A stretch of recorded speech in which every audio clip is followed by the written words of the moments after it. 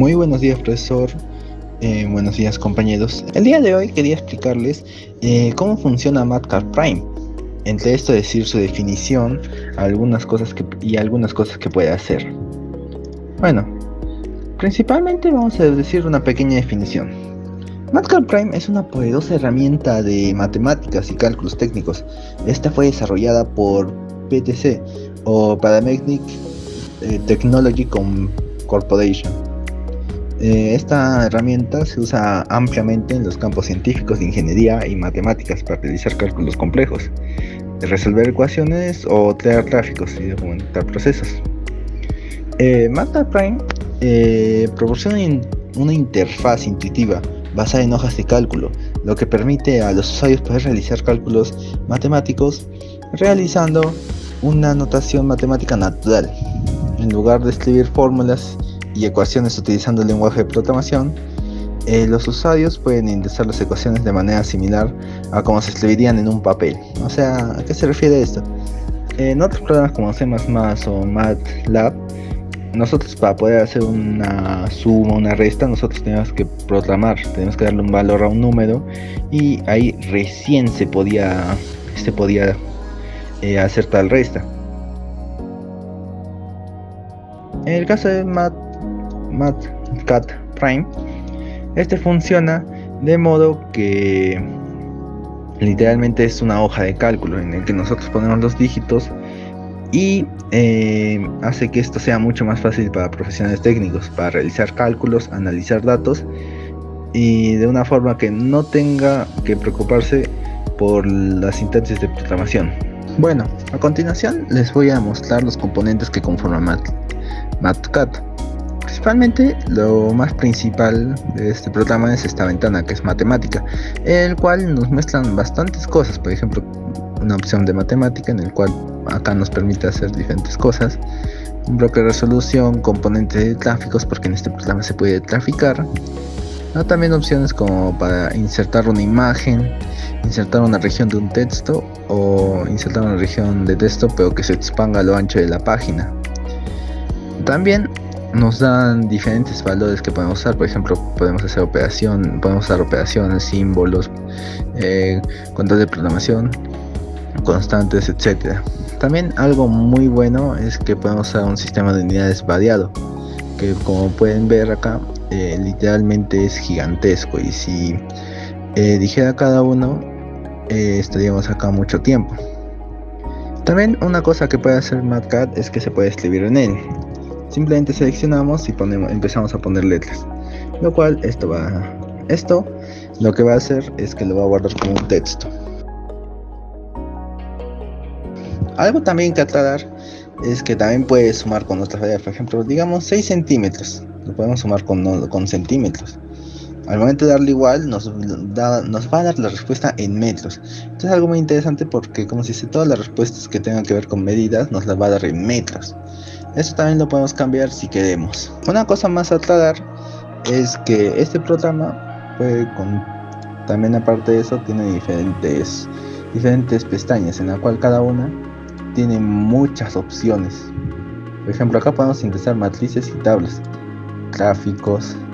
Esto es para escribir cómo vamos a escribir formato de texto, ¿cierto? Algo que me olvidé decir, que los textos ingresados les puede cambiar el tamaño, el vértice, etc. Para que esto, por ejemplo, lo podemos hacer más grande. Por ejemplo, escribámoslo con 24. Tenemos también la pestaña de cálculo del documento y los recursos, uno que ya está cuenta con referencias. Si nos vamos a la pestaña de operadores, vamos a ver diferentes tipos de operadores. Primero tenemos los dígitos clásicos de álgebra, como suma, resta, multiplicación, división, otro tipo de división, potenciador, raíz, con valor absoluto, un factorial, porcentaje, paréntesis y coma. Y también tiene bastantes dígitos de muchos tipos de diferentes lenguajes matemáticos, como la división de ecuación, el cálculo, comparación, la definición y evaluaciones. Tiene también una ingeniería y un vector de matriz. En los símbolos tenemos tenemos bastantes, incluidos, como se llaman, números romanos como números griegos, incluidos también números griegos como alfa, beta, teta, etcétera. Tenemos letras griegas en mayúscula y minúscula y los diferentes símbolos matemáticos. En el caso de programación, al igual que podemos ver en MATLAB, en C++, tenemos las sentencias de if y else, if, also if, while, for. ¿Estas qué son? Estos se encargan principalmente de lo siguiente: el if, el else, el if, also if. Estos cuentan como sentencias, secuencias condicionales. En el caso de while y for, estas son secuencias repetitivas, o sea que se van a repetir indefinidamente hasta que nosotros le pongamos un valor, el cual, ¿cómo se dice? El cual permite salir de la matriz. También algo a aclarar serían el break, continue, return y try, que como se dice, el break rompe una secuencia repetitiva, el continue, o sea, desestima el resto del bucle, el return termina por completo el programa y el try, ¿cómo se dice? El operador va a evaluar y va a devolver la condición según como lo vea. Después tenemos constantes, que como se dice, acá creo que las más importantes son infinito y phi, que como se dice, acá podemos ver los diferentes valores de pi, también podemos ver cuánto vale e. Nos permite muchas opciones, infinito es infinito. Estos de acá también tienen su propio valor.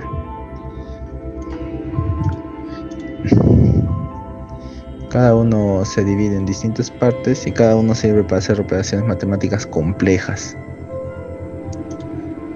Si vamos con la parte simbólica, esto nos da muchas más opciones en términos de palabras clave y modificadores, que como se dice, cada uno con distintas funciones. En lo que tenemos de modificadores, en modificadores lo que más resalta sería el coseno, la cotangente, la tangente, el seno, que serían los más principales que se usan en matemática. Algo también que me gustaría aclarar es que según la versión de MATLAB que uses vas a tener diferentes sentencias, diferentes símbolos, diferentes cosas. En mi caso, ahorita yo estoy usando MATLAB Prime, la última versión que es la 9. La cual cuenta con muchas, la cual es hasta ahorita la versión más completa de este programa. Continuando con la explicación de las siguientes ventanas, después tenemos la entrada y salida, que en ¿qué nos da? Nos da diferentes opciones. Entre las más características, creo que la más visible es el componente de Excel, que hace que puedas trabajar con un componente de Excel para intercambiar valores entre la hoja de trabajo y un libro de trabajo Excel. El de Read Excel, inspecciona un fichero en Excel, y el nombre de fichero de datos inspecciona y busca un fichero e inserta también una ruta completa y el nombre en la hoja de trabajo, o sea que como se dice, se autocompleta.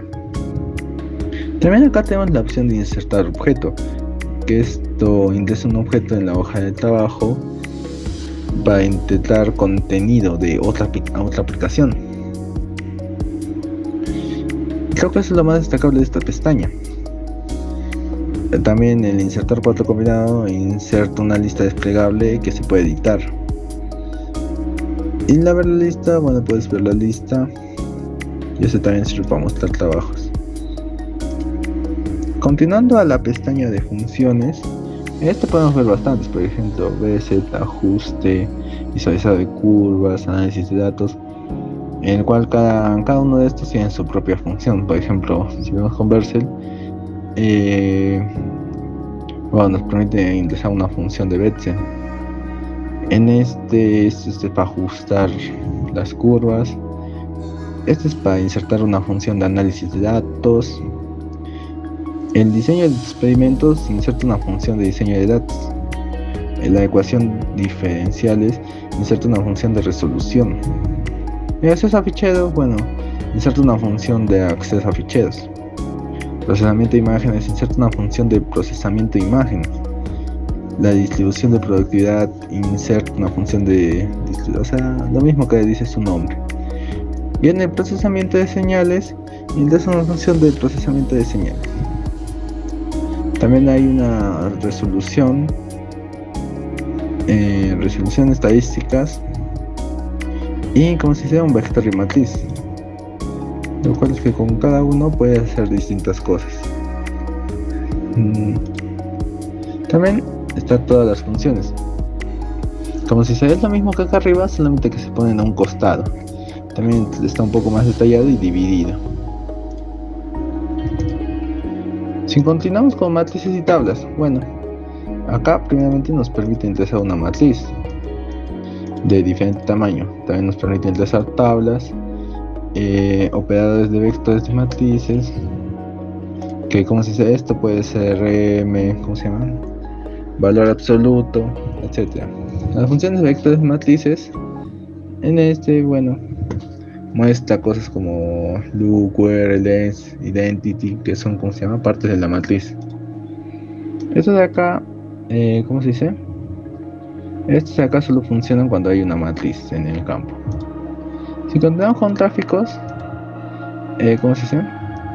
Este nos permite poder ingresar tráficos, el cual puedes cambiar trazos, puedes añadir trazos o quitar un trazo. También puedes escoger su número de puntos. Puedes añadir un marcador vertical, horizontal o borrar el marcador. Tal como acá, este de acá quita trazo, no confundir. Después nos dan también podemos elegir un símbolo para los puntos trazados de las trazas seleccionadas. Un estilo de línea, ¿cómo se llama? De las líneas que puedes seleccionar el estilo de las trazas activas. Una disposición de colores para, ¿cómo se llama? Para diferenciar mejor. Un color de traza que puede aplicarse un control de una traza activa. Un espesor de traza que cambia el espesor de la traza activa y un relleno de superficie. Aplicar color a la superficie de la traza que se aplica en un gráfico 3D. También nos dan la opción del fondo de gráfico, que puede ser el color del papel, puede ser transparente o simplemente puede ser blanco. Los valores del contorno, del gráfico, del contorno. Y una perspectiva, que la perspectiva es más para los gráficos 3D. Muy bien. De acá, cada uno hace lo que su nombre, en su mismo nombre dice. Que como si se alterna la escala de un eje activo y como si se mantiene los ejes de X y Y en 0, 0, o sea en el punto 0, 0, como punto medio. Acá vamos a hacer una pequeña demostración, donde acá hemos metido tal gráfico que consta de, ¿cómo se llama? Diferentes opciones. Por ejemplo, acá lo que estoy haciendo es que estoy manipulando la línea Y, la cual estoy cambiando de posición. Esto también puede hacer con la línea X.